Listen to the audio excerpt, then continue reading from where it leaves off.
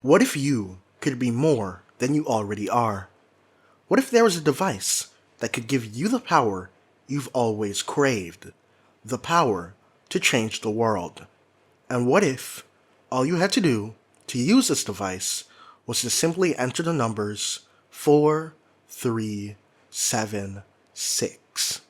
This was the concept for the DC series Dial H for Hero, which originated during the Silver Age anthology series House of Mystery, and the concept has since reappeared on and off again in several DC comics. The original Dial H series featured Robbie Reed, a nerdy kid with an even nerdier catchphrase, Socka McGee, who found a mysterious telephone dial which, if he dialed in the letters HERO, would transform him into a random brand new and original superhero, though, on occasion, he could actually be turned into an existing one. Hello friendos and bendos, it's me Z, and I was first exposed to the concept of Dial H for Hero through the Ben 10 fandom, as it's very often called DC's version of Ben 10, though Dial H came first. But it wasn't until very recently that I actually read some Dial H comics. The first series I read was the New 52 run of Dial H, which was really good, and also happened to unexpectedly expose me to one of my favorite DC relationships, that of Nelson Gent and Roxy Hodder. It had some cool characters and interesting concepts, and though it was unfortunately cancelled at issue 15, leading to a very rushed and honestly unsatisfying ending, I still do recommend giving it a read. This series isn't the one I'll be discussing today though. Instead, I'll be talking about the 2019 Dial H for Heroes series, written by Sam Humphries and drawn by Joe Quinones. It was part of DC's Wonder Comics line, meant to spotlight forgotten younger heroes. Another Wonder Comics comic that I recommend is Wonder Twins. It's pretty funny and features Gleek, so you really can't ask for more. Now, back to Dial H. This new series featured the characters of Miguel Montez and Summer Pickens, two kids from abusive homes who ran away together on a road trip across America to protect the H-Dial.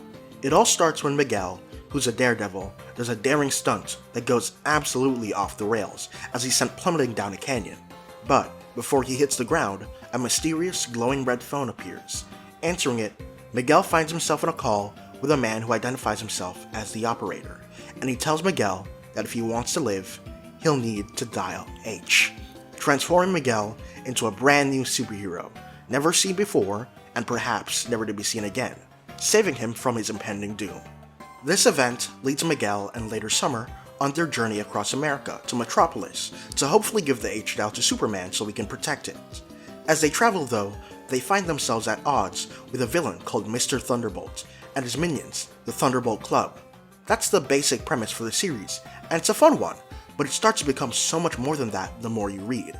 The operator is revealed to be Robbie Reed, original wielder of the H-Dial, and Mr. Thunderbolt is an aspect of Reed, split from him by the equally mysterious Y-Dial, and Mr. Thunderbolt's goal is to give the power of the H-Dial to every human in the entire multiverse. The series delves a lot into the idea of potential and legacy. The whole reason Mr. Thunderbolt could possibly give every human in the multiverse access to the H-Dial is because the multiverse itself is a giant H-Dial. It's fucking insane. And the way the H-Dials work is through something called the Heroverse. It's located outside the Speed Force, which, if you don't know, acts as a wall separating the multiverse from the planes beyond. The Heroverse is essentially the realm of potential.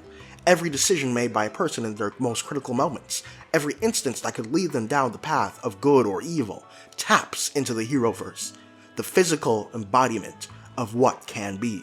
This is very much tied to previously established DC concepts, such as Superman energy, which is essentially the fact that the DC universe runs on a baseline of hope and justice, with Superman as the paragon. The Heroverse, in a sense, being part of the way this energy manifests, literally binding the multiverse together. The way the H-Dial and the other dials introduced in the series work is by essentially opening a gateway directly to the Heroverse and connecting you to a possibility of your potential. This leads to a lot of musing in the book about the nature of potential. What moments define you? What makes someone a hero? How does one become a better version of themselves? You see lots of people struggle with these themes, like Miguel, who faces tons of self-doubt and feels like he's only really a hero because the H-Dial allows him to be. Robbie Reed also struggles, feeling responsible not just for Mr. Thunderbolt, but also for feeling like he hasn't contributed to the world like he should have. and the power given by the H-dial and what it means is also a huge part of the book as well. Miguel isn't the only person who struggles with worthlessness beyond the dial. Mr. Thunderbolt's crew, the Thunderbolt Club, is actually formed from people who used the H-dial in the past, who crave its power again, who feel like they can be more, and see the H-dial as the only way to achieve this. The series truly gets to you to understand the meaning of heroism and what its purpose in comics represents. It's not about the powers, it's about the mindset. It's about hope. It's about being a better person tomorrow than you were today. And it was great to see this expressed in unique ways. Issue 7 featured short stories focused on different people, as all of Metropolis is given the power of the H-dial, and I absolutely loved getting to see these adventures of people reacting in all types of ways to their newfound abilities and identities. The story is not the only great part either. The art is gorgeous, mixing so many different vibes as every hero dialed by the H-dial has their own unique art style.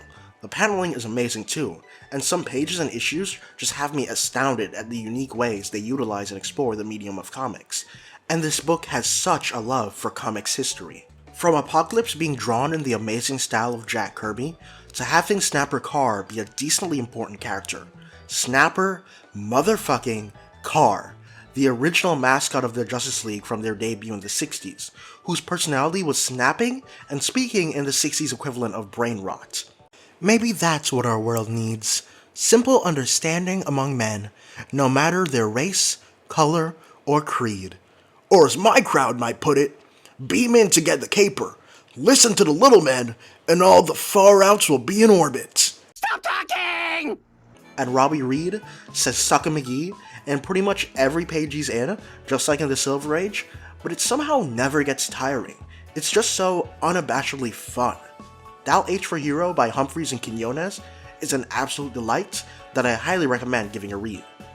This has been me, Z, and thank you so much for watching. I'd love to hear your thoughts in the comments below. And until next time, Sucka McGee.